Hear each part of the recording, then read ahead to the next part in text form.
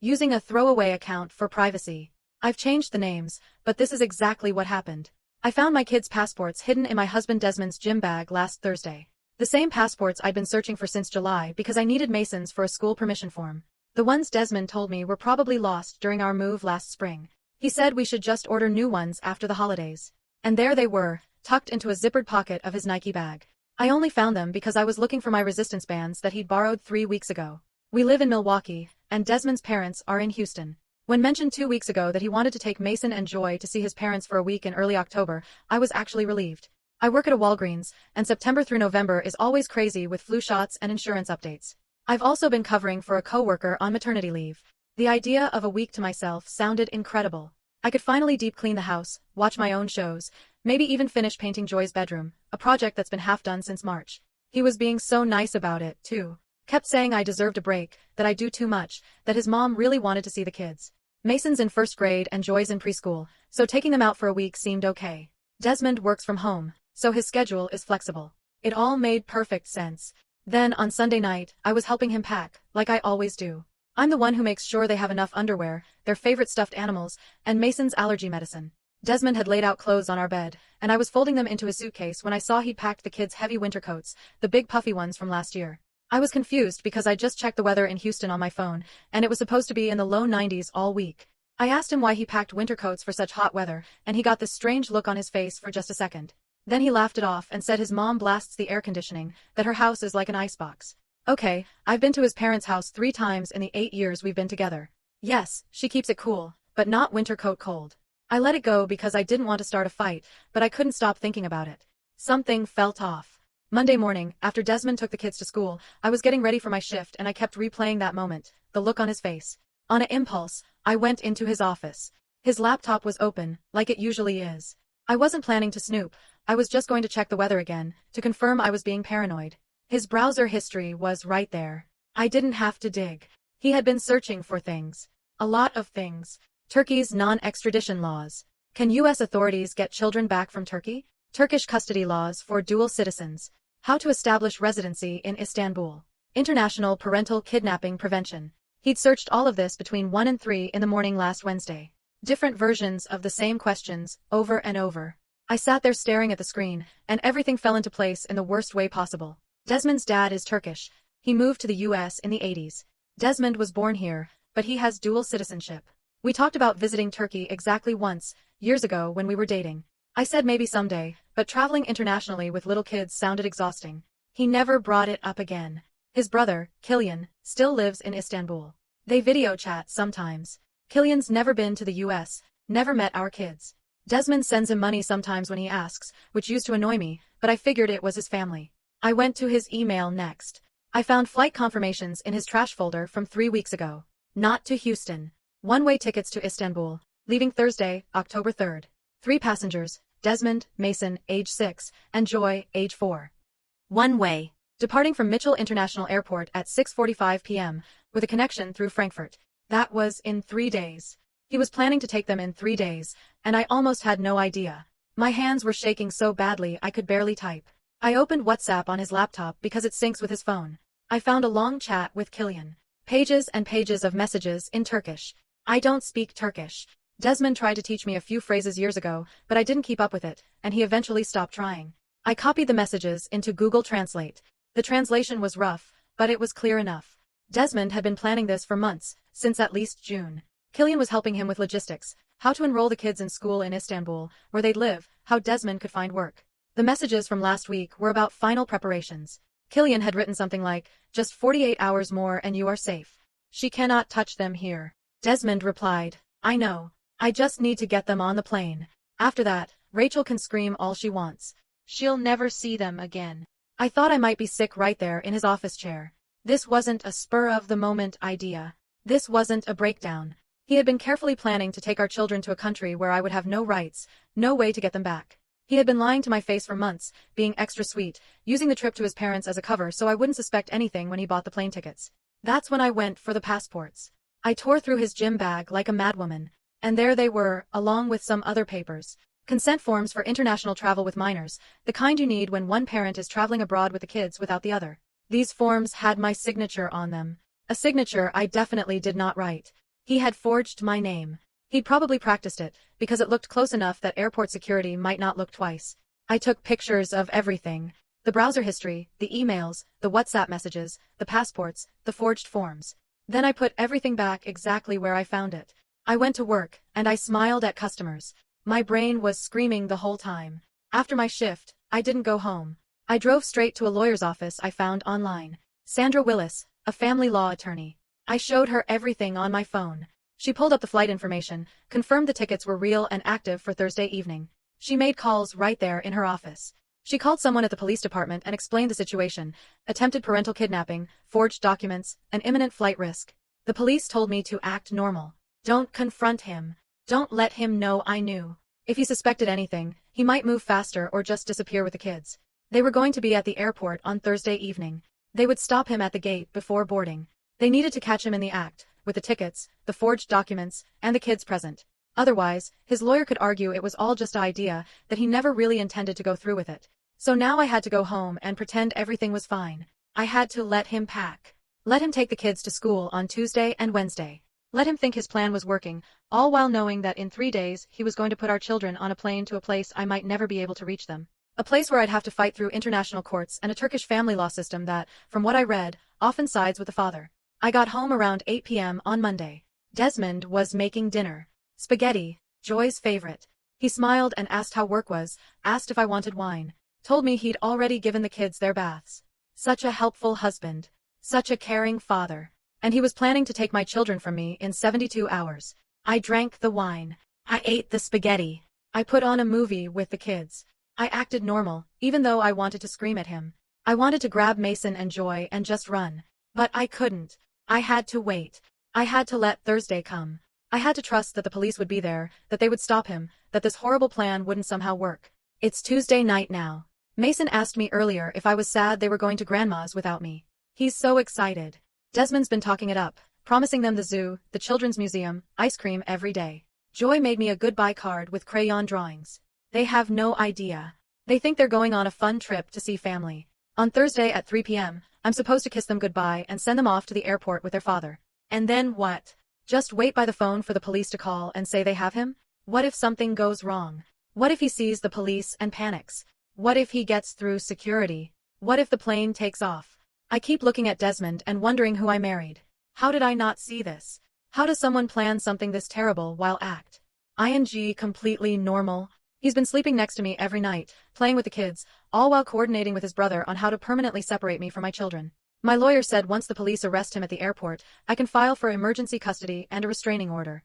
That the forged documents alone are multiple felonies. That he'll likely face federal charges for attempted international parental kidnapping. That I'll get full custody easily after this. But right now, none of that matters because I still have to get through tomorrow and Thursday morning and Thursday afternoon. I have to keep pretending. I have to watch him pack their favorite toys, print their boarding passes, and act like the devoted father taking his kids on a nice vacation. I don't know what I'm going to tell Mason and Joy when this all happens. How do you explain to a 6-year-old and a 4-year-old that their dad tried to take them away forever? That the trip to Grandma's was a lie? That they might never see their Turkish family again because those people helped plan this? Someone please tell me Thursday can't come fast enough. And also, that I never want Thursday to come at all. Update. You guys, I can't even process what just happened. Thursday was 3 hours ago, and I'm still shaking. The comments on my last post helped so much, especially the ones telling me to stay strong and trust the plan. I needed that, because Wednesday almost broke me.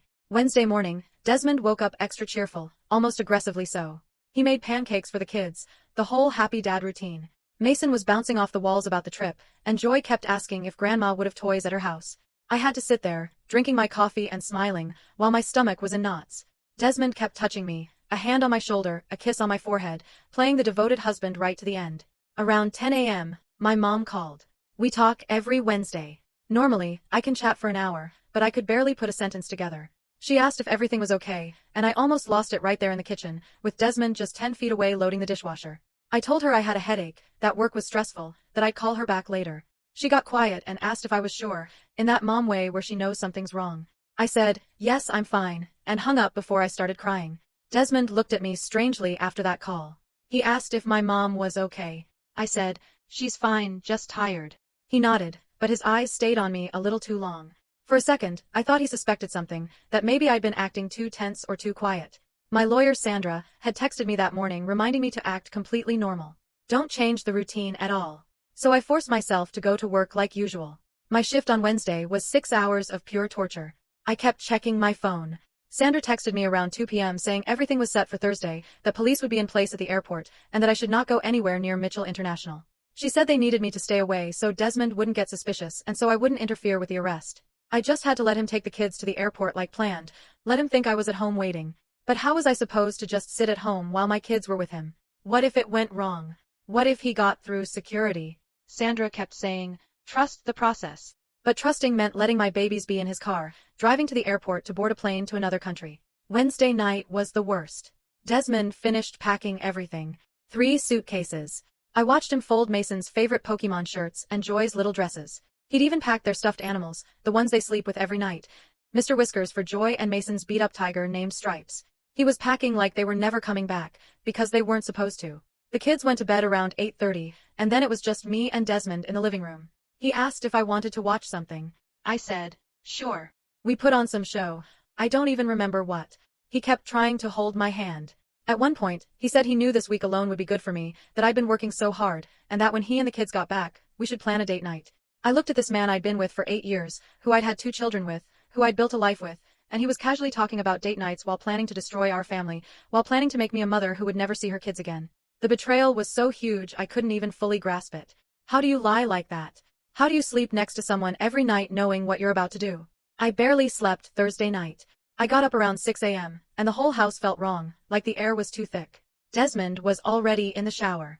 The kids woke up around 7, and Joy came running into our room asking if today was the day they go on the airplane. Her little face was so excited. Mason was right behind her, already asking if they got snacks on the plane. I made them cinnamon toast, their favorite. Desmond came down dressed nicely in a button-up shirt and jeans, looking good for his international flight to kidnap our children. He kept checking his watch, clearly anxious about the timing. Their flight was at 6:45 p.m., but he wanted to leave the house by 3 p.m. to get through security. Around 1 p.m., I started helping get the kids dressed. Joy wanted to wear her Elsa dress, and I let her. Why not? Mason put on his favorite Packers jersey. They looked so small and innocent, loading their little backpacks with toys and coloring books for the plane. Desmond was loading the suitcases into his Subaru, the same family car we bought together 3 years ago. At 2:30 p.m., my phone buzzed. A text from Sandra, officers in position. Stay home. This will be over soon. I felt sick. Desmond called from the garage that it was almost time to go. The kids ran to hug me. Joy wrapped her little arms around my neck and told me she'd miss me. Mason said, "Don't be sad, Mommy. We'll be back soon." I held them so tight, tighter than normal. Desmond noticed and made a joke about me being clingy. Then he looked at me, and his face did this thing, this flicker of something. He stepped closer and asked if I was okay, if something was wrong. I forced a smile and said, "I'm fine. Just going to miss them." He kept staring at me for a horrible second. I thought he knew, that somehow he'd figured it out. But then Joy tugged on his hand, saying they needed to go or they'd miss the plane, and the moment passed. I walked them to the garage, watched Desmond buckle the kids into their car seats. He came around to kiss me goodbye, and I let him. He told me to relax, order takeout, enjoy my week. Then he got in the driver's seat and backed out of the driveway. I watched our car disappear down the street with my children inside. Sandra told me to stay home, but I couldn't. I got in my Toyota and drove to the airport, but I stayed in the cell phone waiting lot, far from the terminal. I parked and I waited. My phone said 3:47 p.m. check-in and security would take at least an hour. The arrest was supposed to happen at the gate, before boarding. At 5:15 p.m., Sandra called me. It was done. They'd arrested him at the departure gate. The kids were safe and were being brought to a family waiting area. I needed to come get them now. She told me where to go, what entrance to use. I drove to the terminal and found the room she described. A female officer, Officer Weber, met me and brought me to where Mason and Joy were with a victim advocate named Susan. The kids were sitting on a couch, looking confused and scared. Joy was crying. Mason saw me and ran over, asking what was happening. Where was Daddy? Why did the police take him? I held them both and told them everything was okay now, that we were going home. They kept asking about Daddy and the plane and Grandma's house. Susan quietly told me Desmond had been taken into custody, that he'd be processed and arraigned probably tomorrow, and that I'd need to be at the courthouse for the emergency custody hearing. The kids saw him get arrested. They saw officers approach him at the gate. Mason is old enough to understand that something bad happened, even if he doesn't know what. We got home around 7 p.m. The kids were a mess. Joy wouldn't stop crying. Mason was angry at me, asking why I let the police take Daddy, saying Daddy didn't do anything wrong. I tried to explain it in a way they could understand, but what do you say? How do you tell your 6-year-old that his father was trying to steal him, that the trip to grandma's was a lie? I finally got them to bed around 9 p.m. after they'd calmed down a bit. Then I just sat on the couch alone in the quiet house. My phone had 17 texts from Desmond's parents in Houston. Apparently, he had called his mom from the airport before the arrest, asking her to call me, saying there was some confuse. On with the tickets. She had no idea what he'd actually been planning. None of them did, except for Killian in Istanbul. But here's where it gets so much worse. Around 10 p.m., I was looking through my phone and opened Instagram. Desmond had posted a story 3 hours ago, before the arrest. It was a selfie of him and the kids at the airport. The caption made my blood run cold. Taking my babies home where they belong. New chapter starts today. #home. He called Turkey home. Like Milwaukee was just temporary. Like the 8 years we built here meant nothing. I screenshot it before it could disappear and sent it to Sandra immediately. Then, at 10:30 p.m., my phone rang from a number I didn't recognize. It had an international code. I answered, and it was Killian, Desmond's brother, calling from Istanbul. He started screaming at me in broken English about how I'd ruined everything, how I had no right to stop Desmond from taking his children to their real family, how Desmond would take me to court and I'd regret it, how Turkish law would side with them, how I was keeping his nephews away from their heritage. I told him Desmond forged legal documents and tried to kidnap our kids and that he was facing federal charges. Killian laughed.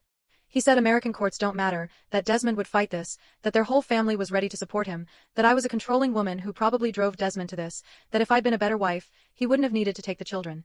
I hung up on him and blocked the number, but it shook me. It hit me that Desmond's entire Turkish family sees me as the villain.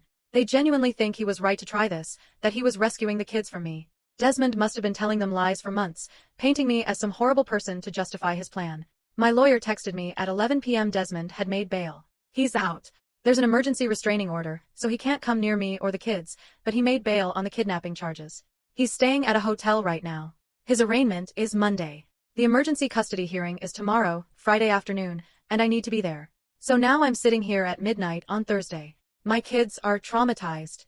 My husband is in a hotel somewhere, probably calling everyone he knows to spin this story. His entire Turkish family thinks I'm the bad guy. And tomorrow I have to go to court and fight for custody of my own children, because apparently, getting arrested at the airport for attempted kidnapping doesn't automatically mean I get to keep them. Mason asked me before bed if Daddy was in jail because of him, because he was bad. My 6-year-old thinks his father's arrest is his fault. Joy won't let me leave her sight. She keeps asking if the police are coming back. I have to figure out how to fix this while also dealing with court, lawyers, Desmond's family, and the fact that the man I married isn't who I thought he was at all. Someone tell me this gets better, because right now it feels like the nightmare is just starting. Last update. I'm writing this from my mom's house because I couldn't stay in that house anymore after everything that happened this weekend. Friday morning, I dropped the kids with my mom around 10 a.m. Mason was still asking questions about Daddy and when he'd see him again. Joy had barely slept. She kept crawling into my bed all night. My mom took one look at me and pulled me into a hug that almost broke me. She wanted to come to court with me, but Sandra said it was better if I went alone, that sometimes having family there can make a judge think you can't handle things on your own. The courthouse was freezing. I sat on a bench outside the family court waiting room for 40 minutes before Sandra found me. She looked stressed, which made me more anxious. She said Desmond had gotten a lawyer overnight, some guy named Patrick who specializes in international custody cases. Of course he did. Even arrested for kidnapping, Desmond was staying steps ahead. We went into the courtroom, and there he was. Desmond, sitting at the other table in a suit I'd never seen before. He looked calm and put together, like he was at a business meeting, not like someone who'd been arrested less than 24 hours earlier. He looked at me when I walked in, and his expression was so cold. Not angry, not guilty, just cold. Like I was a stranger, not someone he'd shared a bed with for 8 years. The judge was a woman in her 50s who looked tired before we even started. She had the police report and all the evidence. Sandra presented our case first. She showed the flight confirmations, the browser history, the WhatsApp messages with Killian, the forged consent forms. She laid it all out. The judge looked at the documents and then looked at Desmond like she couldn't believe what she was seeing. Then Desmond's lawyer stood up. I wanted to scream. He started talking about cultural differences and parental rights, how Desmond just wanted his children to know their heritage. He made it sound like this was about family connection, not kidnapping. Like those one-way tickets were just a mistake. The lawyer kept using words like misunderstanding and miscommunication. At one point, he actually suggested I was being culturally insensitive by not wanting the kids to spend time in Turkey. I couldn't stay quiet. I know Sandra told me not to speak unless asked, but I stood up and said, he forged my signature and planned to take them permanently. The judge had to tell me to sit down. Sandra grabbed my arm, hard. Desmond just stared at me with that same cold look. The judge granted me temporary full custody, which Sandra said was likely. Desmond got supervised visitation only, pending the outcome of the criminal case. No passport access. He has to surrender his Turkish passport. He can't take the kids out of Wisconsin. It was basically everything I wanted, but it's only temporary. We have to come back in 30 days for another hearing. After court, I went straight to my mom's to get the kids. I spent Friday night trying to act normal for them while my brain wouldn't shut off. Mason kept asking when he could see Daddy, and I didn't know what to tell him. Joy was clingy and wouldn't let me out of her sight. Saturday morning, I was making the kids breakfast when my phone rang. It was Desmond. He was using someone else's phone. He said his lawyer told him he couldn't contact me directly, but he needed me to understand what I destroyed, that we needed to talk without lawyers. I should have hung up immediately. Sandra would have killed me if she knew. But part of me needed to hear what possible justification he could have for trying to kidnap our children. So I took the phone into my bedroom and closed the door while the kids ate their cereal in the kitchen. He started talking fast, like he'd been rehearsing. He said he'd been planning to tell me eventually, that he was going to explain everything once they were settled in Istanbul. That he wasn't trying to hurt me, he was trying to save our kids from a life he didn't want for them anymore. I asked him what the hell that meant. He said living in America was suffocating him. That he tried for years to be happy here, but he missed Turkey, missed his real home, missed being around his actual culture instead of trying to fit into mine. That raising Mason and Joy here meant they'd grow up American and lose their Turkish identity completely. That my family was too involved, too controlling, that he felt like a guest in his own life. I just stood there in my bedroom, completely stunned. None of this had ever come up before. Not in 8 years. Not when we were dating, not when we got married, not when we had kids. I asked him why he never said any of this. He said he tried, but I never listened. That every time he suggested visiting Turkey or teaching the kids Turkish more seriously, I'd shut it down or make excuses. That I'd made it clear I didn't respect his culture. I lost it. I told him that was complete nonsense. That suggesting a family vacation is completely different from stealing our children. That if he was unhappy, he should have talked to me like an adult, gone to marriage counseling, done anything except plan to permanently separate me from my kids. He kept saying I wasn't listening, even then. That I was proving his point. Then he said something that made me want to throw my phone across the room. He said, maybe if you'd been more supportive of my culture from the beginning, if you'd made more effort to embrace my Turkish side, I wouldn't have felt forced to do this. In a way, you pushed me to this by being so closed-minded about everything that mattered to me. I told him that was manipulation, that he was shifting the blame. That he made the choice to forge documents, to lie, to plan an international kidnapping. That nothing I did or didn't do could ever justify what he tried. He shook his head. I could hear it in his voice, like I was missing the point. He said in Turkish families, the father's wishes are respected. That he has just as much right to decide where the kids are raised. That American courts favor mothers, but Turkish law would have seen his side. I was pacing my bedroom, trying to keep my voice down so the kids wouldn't hear. He kept trying to make it sound reasonable, like he was just asserting his parental rights.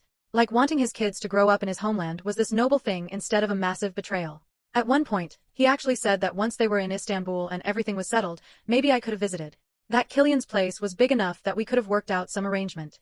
I asked him if he was completely insane, if he really thought I'd be okay with visiting my own children in another country a few times a year while they lived with him permanently. He said lots of divorced parents make international arrangements work, that it wouldn't be ideal, but we'd adjust. That's when I realized he had already planned our divorce before even taking the kids. He decided our marriage was over, that he was done with America and with me, and he was just going to take what he wanted, the kids, the life in Turkey, all of it. And in his mind, this was justified because of cultural differences and my supposed lack of support. Then he said something that absolutely floored me. He said his parents in Houston didn't know the real plan. He told them he was taking the kids to visit them. The same story he told me. That Killian was the only family member who knew about Istanbul. And he asked me not to tell his parents, because they wouldn't understand, they'd side with me, and he didn't want them turning on him. So even his own parents were lied to. Everyone was a pawn in his plan except for Killian. I told him I didn't owe him any favors and that his parents deserved to know what their son really tried to do. He got angry then, saying that telling his parents would only cause more damage, that I should focus on our kids instead of trying to turn his family against him. I hung up on him, right in the middle of his sentence. He tried calling back 3 times from that same number, and I blocked it. He texted later from another number, saying I'd regret not trying to understand his side, that the kids would grow up resenting me for keeping them from their father and their culture, that I was the one destroying this family, not him. I screenshot everything and sent it to Sandra. She called me Sunday morning, absolutely furious that I'd talked to him. She said he violated the restraining order by contacting me and that I should have hung up immediately. But then she said his admissions during that call actually helped our case. That him admitting to forging documents and planning this for months, all of that, now on record through my account of the conversation, made the prosecution's case stronger. She told me to write down everything he said, word for word, while it was still fresh. Sunday afternoon, Desmond's mom called me. She said she'd talked to Killian, trying to understand what happened, and Killian had told her everything, the whole Istanbul plan. She had no idea. She thought Desmond was bringing the kids to Houston. That's what he'd told her. Finding out that her son was planning to take her grandchildren to another country permanently, that he'd lied to her, too, it destroyed her. Then, Monday morning, I woke up to 17 WhatsApp messages from Killian. I'd never deleted his contact after I found those messages on Desmond's laptop, so the notifications just kept coming. At first, I wasn't going to read them, but curiosity got the better of me. They started around 3 a.m. my time, which would have been late afternoon in Turkey. The first few were in Turkish, but then he switched to English, calling me every name in the book. He said I was a selfish American woman who didn't deserve Desmond or the children. That I had manipulated Desmond into staying in a country that suffocated him. That Turkish children belong with Turkish family, not with someone like me who refused to respect their heritage. He said Desmond had told him months ago how unhappy he was, how trapped he felt, how I controlled everything about our life and wouldn't let him make any decisions about the kids, which is insane, because I've never controlled anything. Desmond worked from home, did whatever he wanted. I was the one constantly adjusting my work schedule around his needs. Killian kept going. Message after message. He said American courts are corrupt, that I'd stolen Desmond's chance at happiness, and that now I was keeping his nephews from him. That the whole Turkish side of the family was disgusted with me. That I'd better watch my back because they weren't going to let this stand. That last part honestly scared me. I screenshot everything and sent it to Sandra immediately. She called within 10 minutes and told me to block him right then, that threatening messages from family members could help our case by showing there was a coordinated plan, that Killian admitting he knew about Desmond's unhappiness months ago proved this wasn't a spontaneous decision. I blocked Killian, but then I started getting messages from other numbers I didn't recognize. More family members from Turkey, cousins, aunts, people I'd never even met, all saying the same basic thing. That I was keeping the children from their real family. That American women don't understand family loyalty. That Desmond was fighting for his rights and they supported him completely. One message from someone claiming to be Desmond's aunt said that if I really loved my children, I'd let them grow up in Turkey, surrounded by family who actually cared about them, that raising them in America was selfish, that I was denying them their birthright. Desmond's criminal trial is scheduled for January. His lawyer is trying to get the charges reduced, but Sandra says with the evidence we have, that's unlikely. He's looking at actual prison time if convicted. The next custody hearing is in 3 weeks, and Sandra is confident we'll get permanent sole custody then. But honestly, I don't care about any of that right now. I care that Mason flinches when he hears a car door close.